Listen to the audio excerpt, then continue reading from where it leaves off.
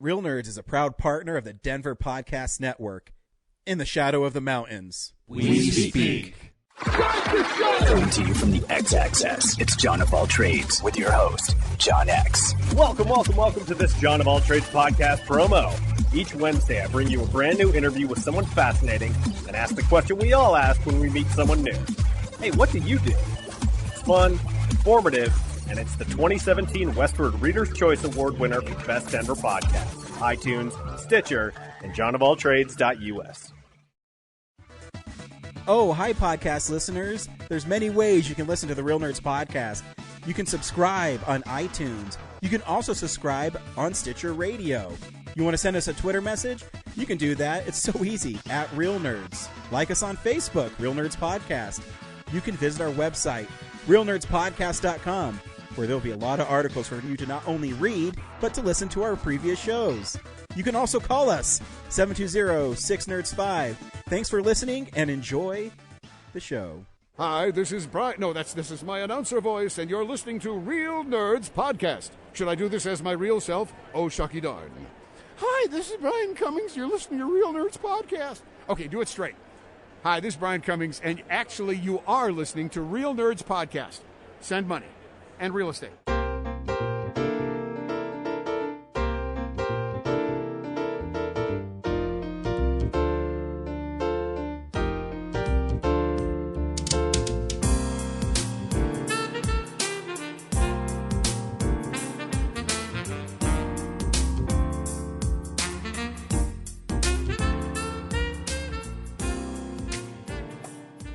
Welcome to another Real Nerds Podcast interview from Denver Pop Culture Con 2019. Hope you enjoy. Welcome to Real Nerds Podcast, live at Denver Pop Culture Con 2019. Live? I was going to come back from the dead just to be with you guys. You know what? That makes us so happy. We are with voice actor extraordinaire, Mr. Brian Cummings. And I guess Zach's decided he's going to join us. All right. I gotta always talk to Brian. The gang's here, man. This is awesome. The gang is all here. Let's build a fire in the middle of the floor and we can roast marshmallows. I am. Man, roasted marshmallows sound amazing really right cool. now. Captain, can we sing campfire songs? Sure we can. All those ones that Mom said, you can't sing that song. Yeah, love it. So, welcome back to Pop Culture Con, no longer Comic-Con. Yeah, everybody's changing their name. Just call me Irvin. No, call me Marilyn Manson. No, that's been taken. I'll come up with something else. Okay, yeah. Charlie. No, forget that one too. No, one of the nicest things is best compliment anybody can pay you is when they invite you back. And so twice you invited me back. They invited me back. So it's a double win for you. Yes. I mean, ours probably means more. Well, of course, they did. The con told me that at the end of the interview, you guys are giving me the free Maserati for doing the interview, right? Yeah, it's in the mail. Cool. Yeah. Oh, awesome. Carvana will be dropping it off. Expect delivery in 30 to 40 years. Okay, one bolt at a time. Yes. Yeah, you can build it on your own.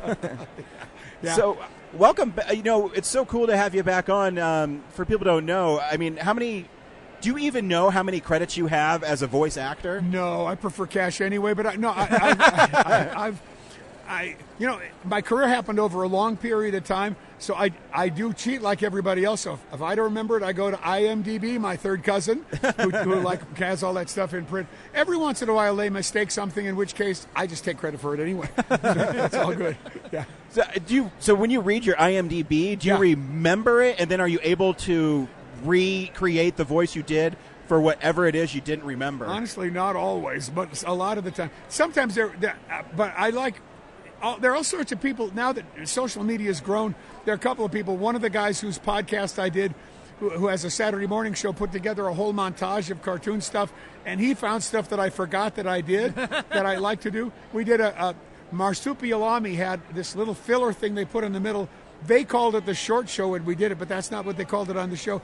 But we did I played a villain on The Adventures of Badly Animated Man. And Gary Owens played the guy because he had that very stiffened out sort of voice.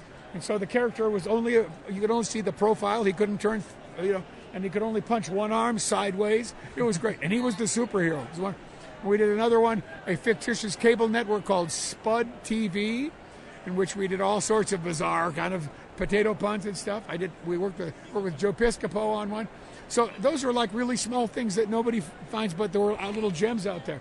I did another one where I was an Eskimo pizza delivery guy, and I had to deliver the pizza in like 60 minutes or else. It was just dumb stuff that when you let animators and creative people say, we got a minute to fill, let's put something weird, and they did. I got to respect that. It's cool. So, but that's got to be cool to know that you're the guy that they can call and say, we need an Eskimo delivery pizza guy. Yeah. I know the perfect man. Give me a second. Yeah, and I remember, people love my work. They said, Cummings works cheap. Yeah, and he's in the building already. So let's get him because we love him. And he's in the building already. Yeah, so, yeah, that's good. So, yeah. What's his name, Mr. Reliable? Sure. You know what I mean? Yeah. So, oh, wait a minute. I was talking about Jim. Wrong Cummings. But he's in the building already. God. We keep getting them mixed up every single time. I know. He's the guy from Cleveland. Okay. So, okay. I heard Cleveland rocks.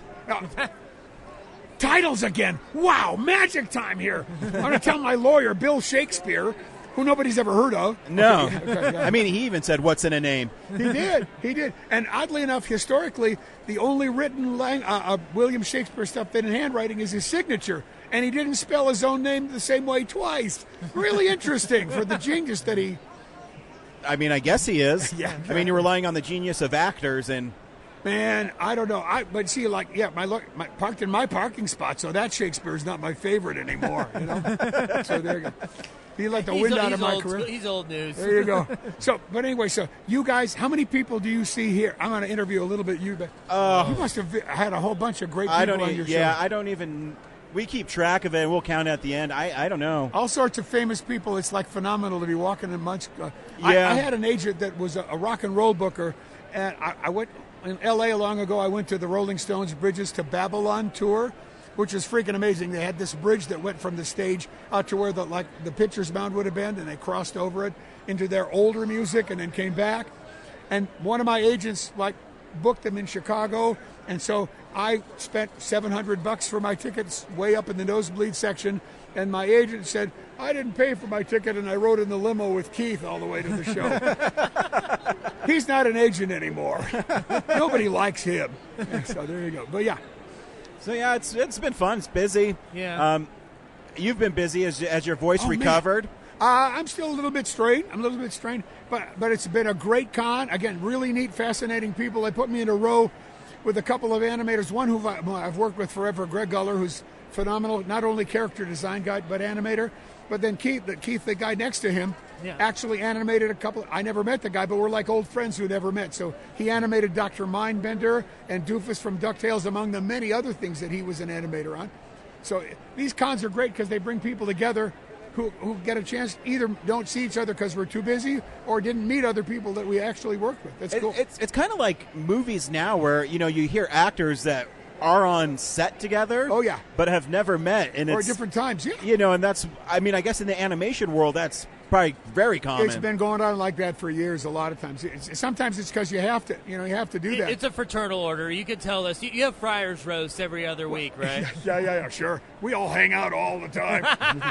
But what I love about that, the acting challenge, and it being serious for 30 seconds maybe, the acting challenge is being able to have that theater of the mind going on. So and on-camera actors don't necessarily experience it in the same way, but typically if you're an on-camera actor and they're shooting you with another actor, they'll do 3 setups. They'll shoot you delivering the lines to the other actor. They'll do the same scene with the other actor delivering the lines to you, 2 close-ups, and then they'll do the master shot of both of you together. Right. Because of where the camera is, most of the time when you're talking to the other actor for that shot, close-up shot, you ain't looking at the guy or the young lady, you're looking at the camera. So theater of the mind means you've got to feel that connection in your brain. That actor's there even though you're looking at the camera in order for the scene to work. It's all about communication. It's the inverse of a radio audience. You have to imagine that they're there in order to play off of them correctly. Yeah. Bill, I can see the dirt underneath your fingernails. Go wash your hands before we continue the interview, okay? Yeah. And Mary, you were supposed to wash the dishes, okay? The kitchen stinks, hon. Go throw away the rest. Yeah, okay. See, so there's somebody on the other side, okay? Exactly, yeah. Yeah.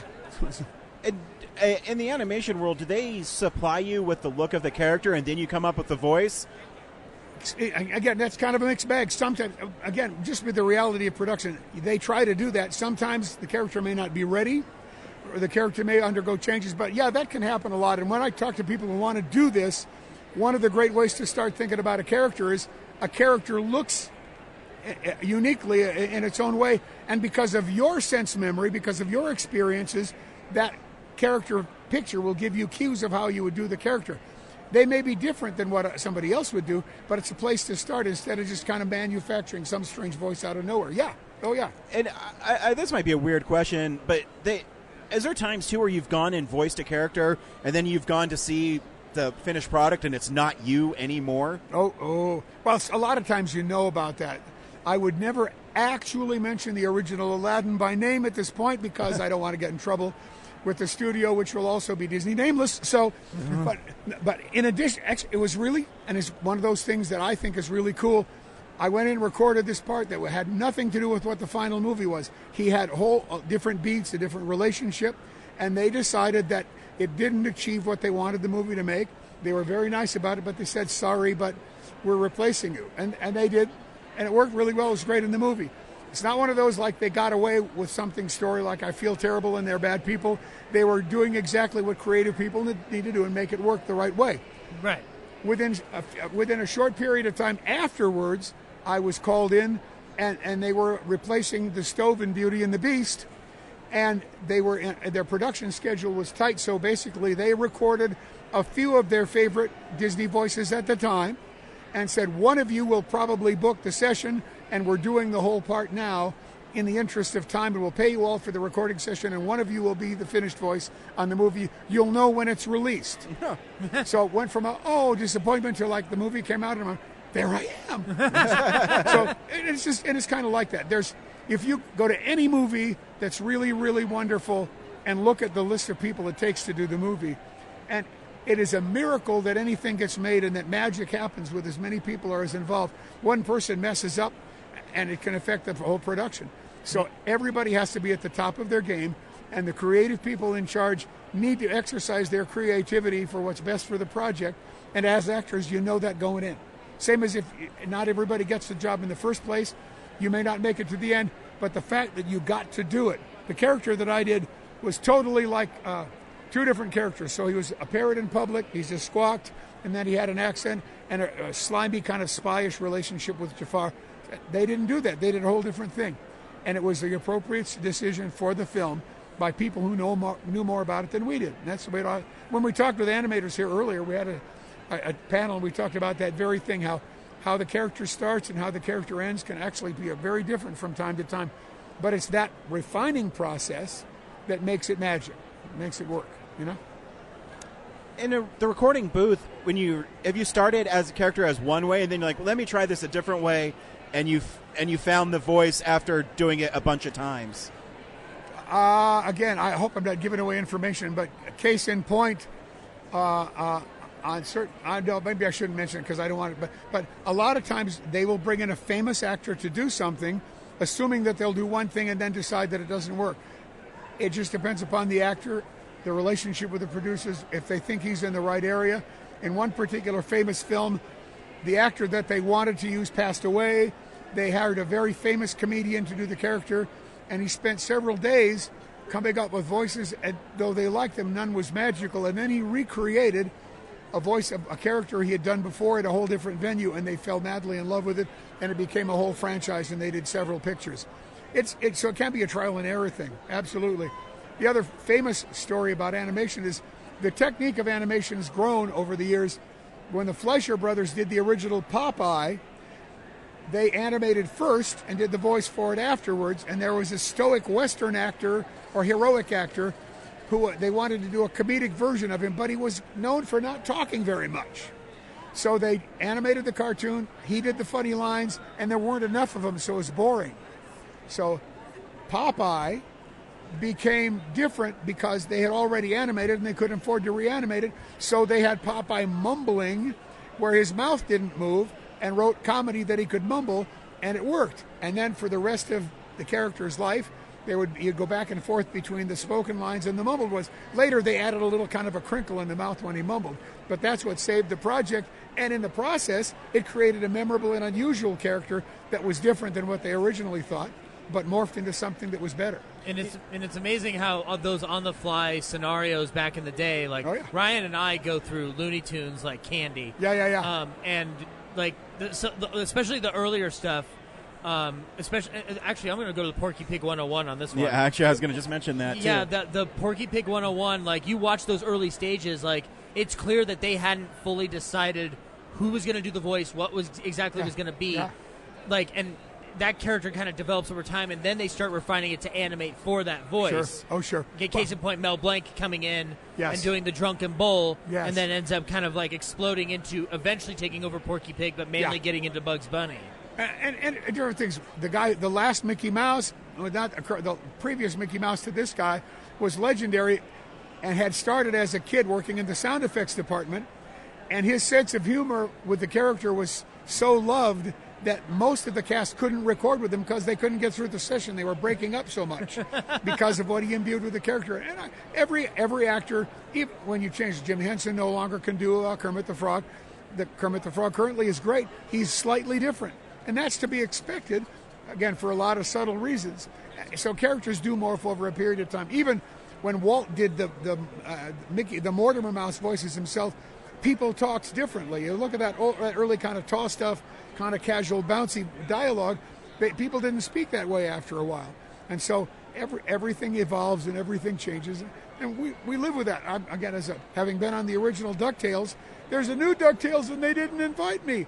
But that's as it should be because it's a different show. Yeah. And like with James Bond, you look at it as it's its own thing it's based on the original, but it's gone in its own direction. It's grown.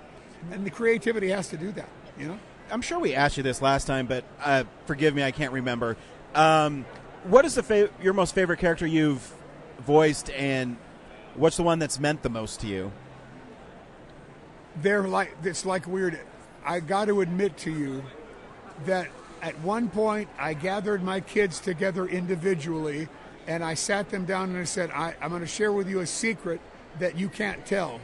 And I told each one of my 8 children, you're actually my favorite, okay? So the favorite voice that I've ever done is the most recent one because the adrenaline rush was recent, okay? Other voices become favorites sometimes in weird ways. Dr. Mindbender was part of a monstrously huge cast, was its own kind of genre, and at the time I liked the show, but I was interested in more comedic stuff at the time. Over time, like a kid who grows up and his potential becomes more fully realized, Mindbender's become one of my favorite characters. So I think it kind of morphs and changes for a lot of ways and in a lot of reasons as we change and as society changes. And there's something about a character that you liked when it becomes special to a lot of other people. You grow an affection for it too because your relationship with your audience grows as well. Because you understand like what it means to them, and then it touches a part of you. Oh yeah, absolutely. And then it becomes more important. And sometimes even in your performance, in the heat of performing, I've done a job where I went, I nailed it, I kicked its butt, I was perfect. And you listen back and you go, that's not so good as I thought it was. And vice versa. I'll do it and go, oh man, what did I miss? And then you listen back and you go, whoa. Because it's not all about technique, it's also about emotion and about the moment and other stuff. So, yeah, there you go. Is there a time, because since you do these conventions, when a fan comes up to you and says, this is my favorite voice you've done, and it's totally shocked you, that they came out of the blue, I guess? Sometimes, yeah. What really shocks me is when someone comes up and says, this is my favorite voice that you've ever done, and it's a voice that somebody else did, and they're buying a picture and giving you $50 zillion, and you're going, okay, do I tell them or do I take the money and run? And being an honorable guy, I take the money and run. Why destroy their image? No, that's not true. That's totally not true. I'd send them to the real guy. I would. And you've kind of run through the gamut, and like you talked about it earlier. You've built this career over years, and you had. You told us last year, but like, tell it for anybody who hasn't heard it before. Your mentor was Dawes Butler. Yeah, Dawes was the king. Tell the story about how you get in touch with a guy like Dawes Butler, who is a legend within the Hanna-Barbera world. I so believe I so believe that things happen. We do stuff and plan stuff, and then it's the old expression, life is what happens when you're busy making plans. So I moved to L.A. to study with Mel Blanc, who was in a car accident, and he couldn't teach his class. Mm-hmm. I studied with a couple other people, and I went to work at a radio syndicator to pay my rent. And one day, they were doing a radio serial that Rod Serling hosts. The last show Rod was on, called 0 Hour, and they had this voiceover legend, Dawes Butler, as a guest on the show. As a little kid, I watched all the Hanna-Barbera shows, so I idolized Dawes Butler, not even knowing his name. Suddenly, this guy was there. So after he recorded the show, I kind of went up to him, was like, yeah, Mr. And so he kind of interrupted me, and he said, well, let me hear what you do. I played a tape for him that was decidedly inferior, and he said a prophetic thing. He said, it had some good things in it. The reason that's weird to me is I had interviewed naturalist Yule Gibbons, who was poetic about the ecology, and he said, most people see a pile of humus. Everybody knows what humus is, right? Doo-doo. And he would say, I see a pile of humus. Some people just see humus. He said, I see a rose, because plants love humus, right? So to me, it was like, what he said was, there's good things in it. I just hit the microphone. Sorry, Mike. So the deal was, I visualized when he said that, here's a bowl of humus with one little piece of prime rib in it. But Dawes was able to see there was promise in what needed to develop, which was a very cool thing. And by dumb luck, totally by fortuitous providence, I became Dawes' first student. But that's not the end of the story, as we talked about earlier off mic. So we had a great celebration of well-known, successful actors, Will Ryan, Bill Farmer. I know I'll forget some names, Mona Marshall, Bart Simpson, Julie Kavner. Nancy Cartwright. Yeah, thank you, Nancy Cartwright. Nancy, I apologize, I'm getting old. And wonderful, fabulous Joey Kamen, stand-up comedian, all who studied with us after. But I was his first student, and I used to flatter myself saying, he was my mentor, and he even for a year said I couldn't afford to pay for the classes, so he said, you're on scholarship. And at the tribute, I stood up and I said that. It's because I felt like he was that kind of a guy. He cared about his people and me so much that he did that. And then Nancy Cartwright got up and about moving to L, she said, and I was broke, so I was on scholarship. And then Bill came up and said, and then I just started and I was on scholarship. And I realized this guy wasn't just a genius, but he was also an amazingly kind man who loved people who wanted to do this. And in the end, it didn't take away that feeling of specialness. It made me feel great that he recognized special people and gave that to other people. And it's a cool thing. Awesome. I still learn stuff he taught me way long ago. We could do hours on just that alone. And what's the new project you just wrapped recently? It was a video game, right? Yes. And again, there are some really great things that happened by surprise. So I moved out of L.A. and I live here now, and I have an L.A. agent, which is technically my primary agent, and my agent here, who's a marvelous agent, but is secondary in line because of the contractual stuff. And I get stuff to read for both of them, and they're both marvelous agents. And my L.A. agent was a little chagrined because I auditioned for and booked a promo to introduce a brand new video game in 2018. Called Sekiro: Shadows Die Twice, and my kids are gamers. I'm a voice guy. I've worked on games. Did Metal Gear Solid. Did a lot of stuff. Did one where I was a zombie where there was a chainsaw going through my back. It was so much fun. So I did the promo, and I was happy to have done the promo. Kind of thought it was weird my LA agent didn't get the deal, but I accepted, and I called him and said, sorry guys, but they beat you to it. Then about 8 months later, I got the call from my Denver agent say, you know what happened? I got a surprise. You booked the game. They liked the performance. So I was totally excited. There was even a litany of things that happened. They are very particular about what they do. They only record on one particular microphone, which is about a $4,000 classic microphone. And I got pro mics that are great mics, but that's what they wanted. I did not have that microphone, but I happened to be going on a trip to the coast, so I ended up recording at a great studio in San Francisco. But after the session, rather than take the profit and just party and have a good time, I took the money and I bought the microphone, because if they like me once, they might like me again. Unbeknownst to me, I found out that the Souls game series, the Japanese Souls games, have an amazing following, and this is among the hottest new game releases. But I couldn't talk about it till the end of March because of non-disclosure, and they wanted to make a big debut. And I understand that they sold millions of copies almost immediately, and the fans are really pleased with it. And it was very exciting for me because it's more into the video game area, which is moving me into a new direction, and that's always exciting. New learning, new stuff to learn, new people to work with. So I'm very pleased. I can't tell you details about the game, but guess what? I'm not a gamer, so I can tell you about the voice, but I don't know. Those games are notorious because they're for hardcore gamers. Yeah. Because they're very difficult Yes. and very mature. Yes. And that game was, you knew it was coming out. You saw screenshots of it. Yeah. You knew it was difficult, but you're right. Whether they're doing a Souls game or they also did Bloodborne. Okay. Oh, yeah. When they hold it to their chest. Yeah. And they want people to discover the game.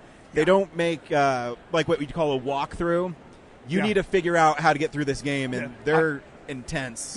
My kid was sharing me that the creator basically says that I am not a storyteller. The game tells the story, and that's what people like about it. No hand-holding here. This is all about getting in the trenches and making it happen.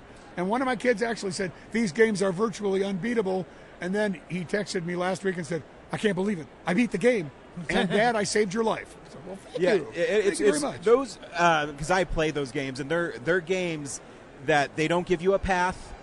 Yeah. You usually are dropped in a city, some fantasy world, and they're like, well, figure it out. Do it. And you might run into the most difficult monster to fight and right away. And then you got to run through the city and figure out how you're going to get rid of them. Both my kids keep tablets next to their computers or gaming consoles and take notes and stuff.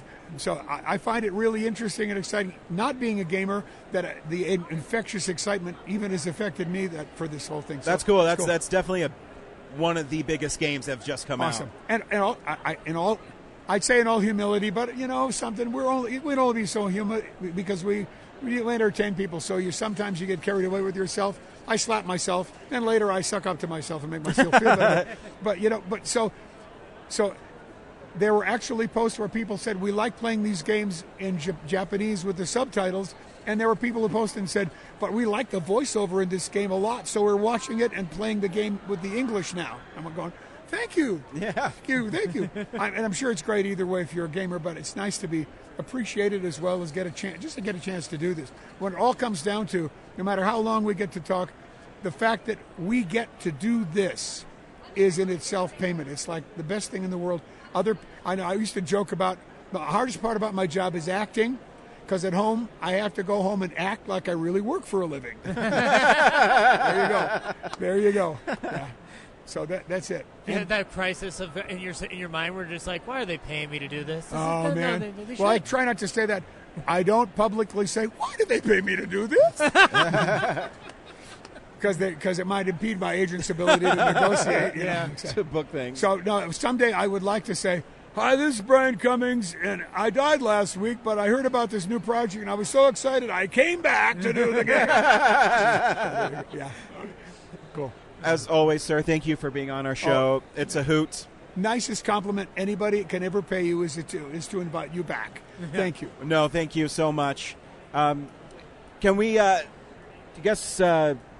website where we can find you online if people want to contact I you? have two addresses. It's either, and not because of ego, but because there's a British actor who has the same name. Lousy, rotten scum whose mother is evil. There's a Brian Cummings in England. I'm sure he's a very talented guy. Fight. I'll hit you. I'll hit you. We beat you in 1776. We'll do it again. I got a cricket bat, and you don't want to know where I'm going to aim. So anyway, so it's BrianCummings.com, or even more confusing, not versatility, but voiceatility.com. And they'll get to the same website. I have sections of the website. I have one for music. We do some rock and roll. We're doing a FanCon album. I'll probably bring it to you when we're done.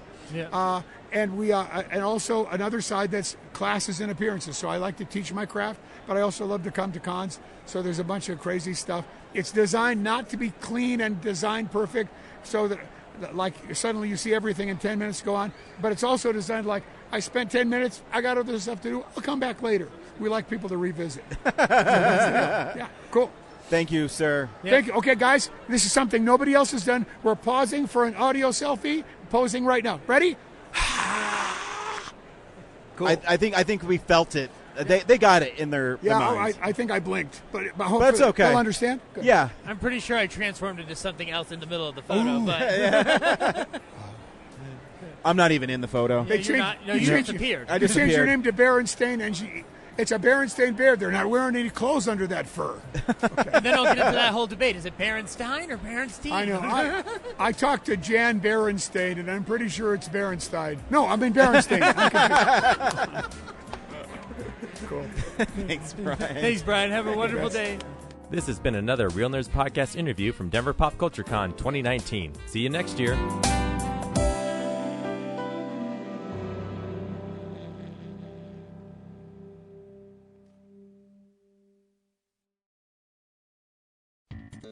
Thank you for listening to this episode of Real Nerds Podcast. Real Nerds Podcast is a production of Nebulous Visions Multimedia.